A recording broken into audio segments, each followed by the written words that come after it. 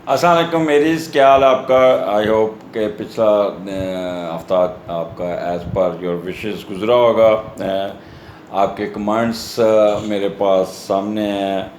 ये बरीना लाखर कहें आपकी स्माइल बहुत अच्छी, lot of loves from India. Thank you Barina. Sobia Hasan, Eid मुबारक। अब्दुल रशीद, ये राना जुल्फ़कार साहब, उन्होंने भी गुड लक। अच्छा, ये सारे आमना किचन्स, आयशा शाह, मलक शमेज़, और थैंक्स। सर आप पंजाबी बहुत अच्छी लगती है आप मुँह से पंजाबी में सारी ज़बानें अच्छी हैं, मुझे पश्तो भी आती है, दिल करता पश्तो में भी प्रोग्राम कर लूँ। तो वो भी पश्तो इतनी अच्छी नहीं आती, ये फिर कमांड्स लिख देंगे कि जी आपको पश्तो, लेकिन पश्तो समझता ज़रूर हूँ। पैदा पेशावर हुआ था और पढ़ा फिर मास्टर मैंने जो की उसमें फॉरेस्ट्री में, वो भी पेशावर से की। तमीना उसने मुझे कहा कि गुड इंग्लिश, हालांकि सबसे बुरी इंग्लिश मेरी है। Thank you. अज़मत अकबर, जज़ाकल्लाह अंकल। अच्छा जी, कासम अली ने बड़े मैसेज दिए। और उसके बाद fab English, I am also Aries. अच्छा जी, फिर प्रियंका ख़ान, ईद मुबारक, ये भी इंडिया से हैं। मरियम मुश्ताक, ये कहती है पाइसेस का वो, ये हर एक का इंडिविजुअल है, पाइसेस का भी आगे आ जाएगा। तो इस तरह राना कैसर साहब हैं, अवैस, उस्मान गनी, फिर उसके बाद sir Allah bless you, Hussain by Saima, Suhail. तो ये टोटल जितने मैसेज हैं सारे पॉजिटिव आए हैं। अगर इन केस किसी का वो उसके मुताबिक नहीं आया तो वो अपना इंडिविजुअल हारोस्कोप देखें। इंडिविजुअल हारोस्कोप में बाज़ दफ़ा कोई ऐसी रुकावटें आई होती हैं जिसकी वजह से वो जो अच्छी अच्छी बातें मैं बताना चाह रहा हूँ वो नहीं आती। मोस्टली जो कमेंट्स आते हैं वो आपके, अब एरीज़ को अब 3 दिन हो गए हैं अभी तक। एरीज़ को कितने बंदों ने सुना है? 6000 बंदों ने सुन चुके हैं। अब 6000 में ये कमेंट्स आए हैं, तो 50 कमेंट्स आए, तो ये तो परसेंटेज बहुत थोड़ी है। एनीहो, फिर आप लिखेंगे कि जी आप तमीज़ लंबी बांधते हैं। एरीज़ का 2 अगस्त से लेके 8 अगस्त के दरमियान वाला पीरियड कैसा गुजरेगा? 2 अगस्त का मैंने पहले भी पिछले प्रोग्राम में भी एक्सप्लेन कर दिया था कि 2 अगस्त आपका अच्छा गुजरेगा, क्योंकि दूसरे का लाट छठे घर में भी, और कोई ना कोई पैसे ज़रूर आए होंगे। और आपको पता है ये वैसे भी आप कहेंगे जी तनख्वाह में आ जाती है, ये आ जाती है तनख्वाह। इस दफ़ा आप 16 तारीख को ले चुके हैं एडवांस ईद पे, और इस वक्त खाली बैठे होंगे, फिर भी किसी न किसी तरफ से पैसे आने चाहिए। एनी हो, मैं बात करना चाह रहा हूँ कि उस दिन काफ़ी आपको एडवांटेजेस मिल जाएंगे। कुछ ना कुछ आप करेंगे, कुछ ससुराल वालों की मदद शामिल होगी, वो भी आपको कोई सपोर्ट आ जाएगी, उधर से भी आ जाएगी। और अच्छा, शराकतदारी नहीं करनी, उसमें कोई ना कोई आपको प्रॉब्लम आएगी। अपनी सेहत का ख्याल रखना है, और पैसे इन्वेस्ट करते हुए आपने ये सोचना है। अब दूसरे का लॉर्ड छठे में बैठा है, जब छठे में बैठता है ना तो कोई ना कोई प्रॉब्लम तो ज़रूर क्रिएट करता है। तो लिहाजा आपने थोड़ा सा जो मैंने बातें की हैं उसको ज़रा थोड़ा सा देख लीजिएगा। दूसरा घर वैसे भी आपकी स्पीच का, लैंग्वेज का बड़े संजीदा होंगे उस दिन। वो इसका मीडिएटर वो है वीनस है, और वो बैठा है विरगो में, बट उसको स्केयर है राहु की। फिर भी संजीदा माहौल होगा और बड़ी संजीदगी से बोलेंगे। कोई ना कोई वर्बल एक्सप्रेशन आपका ना बहुत ही, यानी कह लें कि फ्रीक्वेंट नहीं होगा, थोड़ा सा सोच में पड़ जाएंगे। फिर वैसे वकील जैसे कमांड्स दे, अब वो अपना आर्गू कर रहा होता है जज के सामने, तो एक होता है फ्लुएंसी से बोलना, एक होता है सोच सोच के बोलना।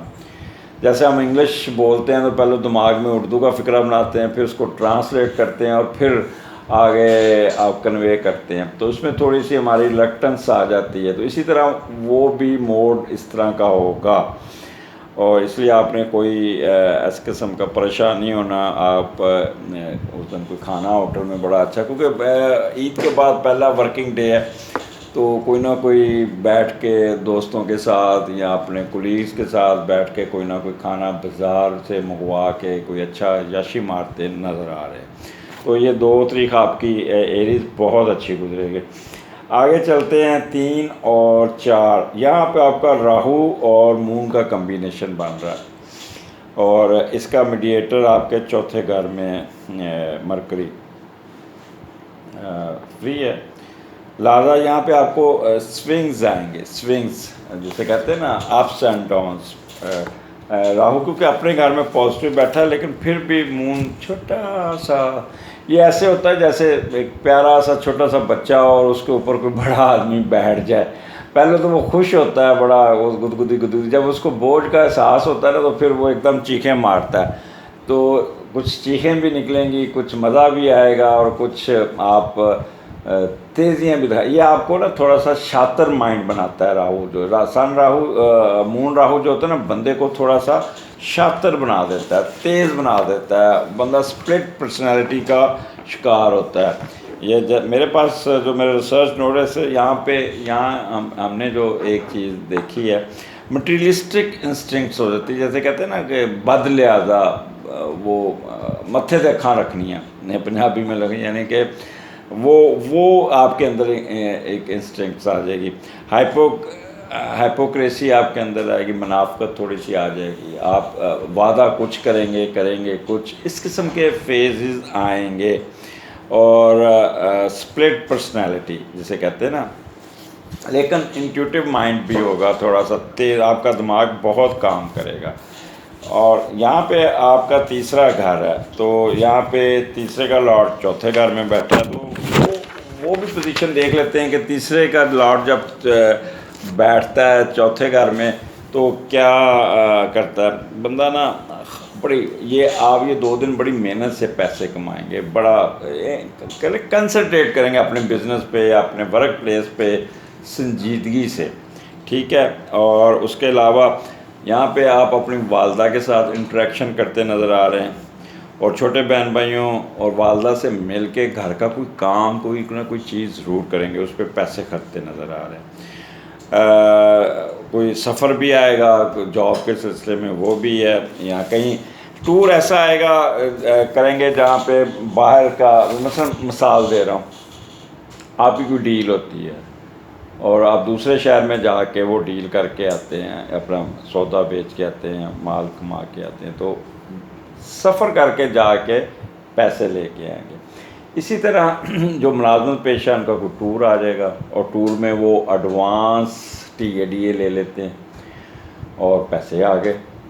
तो ये इस किस्म के, ये मैं एग्जांपल जस्ट समझाने के लिए देता हूँ, क्योंकि हर एक का अपना एक बिज़नेस है। मसलन अगर आप मज़दूर हैं, ठीक है, तो वो आप जहाँ पे करते हो, वो मालिक जो होगा, वो काम कराने वाला, वो आपको एडवांस पैसे दे देगा और वो आप घर से दूर जाके कोई काम ढूंढेंगे, ठीक है। अगर आप वो करते हैं पेंट ठेका लेते हैं, तो वो फिर एडवांस, आपने कहना मुझे एडवांस पैसे चाहिए, मैं इतनी दूर आना, भी घर से दूर आना, तो पहले मुझे, तो वो आपका जो 10 दिन का 15 दिन का ठेका होगा, उसमें से 50% आप एडवांस पैसे ले लेंगे, तो पैसे भी उस दिन आते हुए नज़र आते हैं। इस किस्म का मोड होगा। देखें, ये एक जनरलाइज प्रेडिक्शन होती है एरीज़ के बारे में। तो इन केस के अगर कोई वेरिएशन आती तो इसमें इनके हारोस्कोप, जब भी आपको कोई प्रॉब्लम फील करें कि ये मेरा इस तरह नहीं हो रहा, तो समझ लें कि आपके हारोस्कोप में कहीं ना कहीं नेगेटिविटी है। Then you can consult with any astrologer जो आपको गाइड कर सके, जो आपको बता सके कि नहीं जी यहाँ आपने ये करना है, ऐसे करना है, यहाँ पे आपका ये स्टकअप हुआ है, यहाँ पे किसी की मदद चाहिए या किसी का ये भी, तो ये चीज़ें। और अक्सर मेरे पास तो आते हैं इसी पॉइंट ऑफ व्यू से कंसल्टेंसी कि जी यहाँ पे मैं फंसा हुआ हूँ, कैसे निकलूँ। तो इस किस्म का इसका फ़ायदा एस्ट्रोलॉजी का है। तो यहाँ पे फिर आगे चलते हैं, ये क्योंकि तीसरा घर, अच्छा यहाँ पे तीसरा घर गले का भी है। आपके गले में कोई ना कोई खराश या गला ख़राब होगा, या कोई ना कोई हार्श वॉइस हो जाएगी, या ज़्यादा बोलेंगे तो स्वेलिंग हो जाएगी गले की। और तीसरा घर ये कंधे का भी है, ये तो यहाँ पे भी कोई पेन या चोट या कोई इस किस्म का भी आपको प्रॉब्लम आ सकता है। और अगर उधर से देखें तो ये 11वां घर है, तो फिर आपके पिंडली पे कोई चोट लग सकती। तो ये चीज़ें, ये मैं डरा नहीं रहा, लेकिन यू शुड बी केयरफुल, क्योंकि राहु जो है ना, मैं थोड़ी सी राहु की भी डेफिनेशन आपको बता दूं कि राहु क्या चीज़ है। राहु, आप बार बार मैं राहु राहु राहु करता हूँ, तो ये राहु जो है ये साया है, साया। राहु सैटर्न का साया और केतु मार्स का साया। इसकी कहानी मैं नेक्स्ट किस प्रोग्राम में सुनाऊंगा कि राहु बना कैसे और केतु कैसे बना।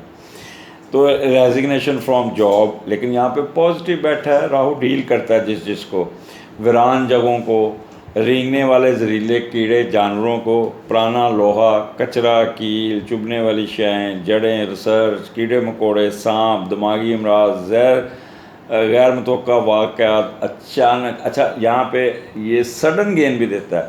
वो सैटर्न वो काम 2.5 साल में करता है, ये उतना काम 50% टाइम में कर देता है, ठीक है। और इसकी दोस्ती सिर्फ सैटर्न के साथ है। जिस्मानी मशक्क़त, अब मैं यहाँ कहेंगे ये 2 दिनों में आप भाग दौड़ बहुत करेंगे, ठीक है। और ऐसी ऐसी जगह पे भी जाएंगे जहाँ पे बदबूदार जगह होंगी, वहाँ पे यहाँ पे कचरा पड़ा होगा या कील कांटे होंगे। तो घर में भी ये 2 दिन आपने नंगे पाँव नहीं फिरना, कोई ना कोई कील या कोई ना कोई वो पिन गिरी होती है, तो कुछ ना कुछ चीज़ चुभ सकती है। तो इसी तरह ये बर्बादी के लिए बनाई हुई चीज़ें, डिस्ट्रक्शन वाली गली सड़ी खुराक, तो फ्रिज से निकाल के आपने खाना सोच समझ के खाना है, ठीक है। ये ना हो, उसको पहले चेक कर लीजिएगा। अच्छा, बाज़ दफ़ा मुलाजम आपका अगर कुक रखा हुआ तो कुक कहता अच्छा उनकी नवा खाना बनावांगा, चलो साहब मैं पुराना ही खाना खिलाना है। वो उसको आपको गरम गरम करके ऊपर घी शी डाल के आपको खाना खिला देगा, लेकिन अंदर से वो खाना ख़राब होगा। वो जाके आपके या तो गला तबाह कर देगा, या स्टोमक तबाह कर देगा, या कोई और चीज़ आपकी प्रॉब्लम क्रिएट करेगी। धुआं, सिगरेट, औजार, हार्डवेयर। अच्छा, घर में गुस्लखाना ख़राब हो सकता है, उसका भी कंस्ट्रक्शन का भी काम हो सकता है। कंप्यूटर लिटरेसी, खेती बाड़ी के टूल्स, और इसमें अच्छा एक फेजेस आएंगे जिसमें आपको घबराहट फील होगी, जैसे ऐसे फील होगा जैसे कोई अचानक नुकसान हो गया, अचानक खबर मिली है फलां चीज़ ये हो गई है। मिसाल के तौर पे बताता हूँ, और जो उसका एक्सीडेंट हो गया। अब उस एक्सीडेंट हो गया, ये स्पेसिफिकली नहीं बताया कि किसका एक्सीडेंट हो गया, तो वो आप एकदम उछल जाएंगे, घबराहट आ गई, किसका हुआ, किसका, क्यों हुआ, किसका, बच गया, खैरियत। वो कहेगा जी जनरल एक्सीडेंट हुआ है, कि आपका किसी का नहीं हुआ। तो एकदम आप सेटल डाउन हो जाएगी। तो इस किस्म की बातें सुनने को मिलेंगी आपको। अच्छा, यहाँ पे आपने शार्प सिंग से नहीं खेलना, ब्लेड उस तरह। और पोल्ट्री फार्म वालों को भी कोई बड़ा फ़ायदा हो जाएगा। अच्छा, कोई ऐसी चीज़ें नहीं खानी जिसमें चिल्ली हो, वो वगैरह जो मसाले वाली चीज़ें, वो भी आपके लिए अच्छी नहीं है। All soft roots, bamboo shoots, old vehicles, यहाँ पे आपकी व्हीकल्स जो है ना वो कोई ना कोई पंक्चर हो सकती है, कुछ ना कुछ हो सकता है। स्पाइसेस चीज़ें, तो ये बड़ी लंबी चौड़ी लिस्ट है। और फिर वो जब वो जिस घर में बैठा हो ना, उस घर को देखना होता है कि किस घर में राहु बैठा। आपके तीसरे घर में बैठा, तो मैंने बता दिया, गला, कंधा, खाना, दांत, ये चीज़ें आपको वहाँ पे प्रॉब्लम आ सकता है। और फिर आप अंडर कारपेट चलने की कोशिश करेंगे। आप सेल्फिश, मसलन लाइन लगी हुई है बड़ी, आप लोग कहेंगे जी लाइन में खड़ा, दफ़ा करो, मैं क्यों लाइन से खड़ा हूँ। वो मैनेजर के पास जाएगा, उसको कहेगा जनाब, वो उसका वाकफ़ होगा, वहाँ पे वो मैनेजर उठेगा, चुप करके आपके चेक कैश करा के आपको पकड़ा देगा, और लोग आपको कोसते होंगे। तो इस किस्म की 2 नंबरियाँ, ये 2 नंबर नहीं होती हैं, आउट ऑफ द वे जाके सेल्फिश होके आप काम करेंगे। बट इसको अगर मैं मज़ीद एलैबोरेट करूँ तो मैं 10 मिनट और आपको बता सकता हूँ कि क्या क्या फैक्ट्स आएंगे। सिर्फ एक चीज़ का ख्याल है कि सेंसिटिविटी आप पे आएगी, उसका ख्याल करना है। और यहाँ पे बड़ी बहन बीमार हो सकती है, या बड़ी बहन के साथ उलझना नहीं। अगर आप उलझेंगे तो वो आपके पीछे पड़ जाएगी। ये क्योंकि तीसरा घर बहन भाइयों का भी है, तो यहाँ पे मून है, और तो इसलिए राहु भी है साथ बैठा है, तो बड़ी बहन आपको ऐसा बिहेव करेगी जैसे शहद के छत्ते की मक्खियाँ नहीं पड़ जाती, उस तरह आपको मक्खी की तरह पड़ जाएगी। तो be careful while dealing with your Elder sisters. अच्छा, उस एल्डर सिस्टर जो बहनों में सबसे बड़ी, मतलब अगर आप बड़े हैं, ठीक है, तो आप कहेंगे वो तो मेरी छोटी बहन है। छोटी ज़रूर है, लेकिन बहनों में जो सबसे बड़ी होगी उसकी मैं बात कर रहा हूँ। आगे चलते हैं, 5, 6, 7, ये आपका बेस्ट टाइम है। इसमें आपने एडवांटेजेस लेने हैं। चौथे घर में मून अपने घर में है और साथ मरकरी बैठा है, और जब मून और मरकरी का कम्बिनेशन बनता है तो बहुत अच्छा कम्बिनेशन बनता है। यहाँ पे एक्टिव, आप उस दिन बहुत एक्टिव होंगे, active mind, highly developed intellectual, और बहुत फ्रेश फील करेंगे, क्योंकि पिछले 2 दिन आपने भाग दौड़ मशक्क़त ये वो की, इसलिए थोड़ा सा आप होंगे। यहाँ पे आपकी मेमोरी बड़ी काम करेगी, फुल ऑफ कॉमन सेंस होगा, और मेरिट पे काम करने की कोशिश करेंगे।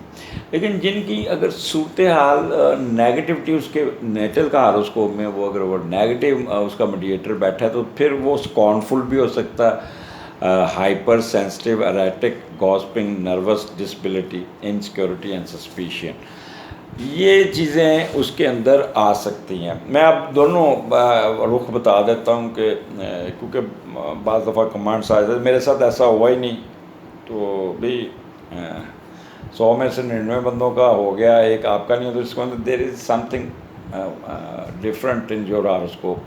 तो आप फिर कंसल्ट करें। सबसे बेस्ट तरीका मैं आपको ये बताऊँ, अपना हारोस्कोप, अपना बर्थ चार्ट, अपनी जन्म कुंडली बनवा के रखें। इंडिया में तो हर बंदे की पैदा होता है बच्चा, उसकी जन्म कुंडली उसके पेरेंट्स के पास होती है।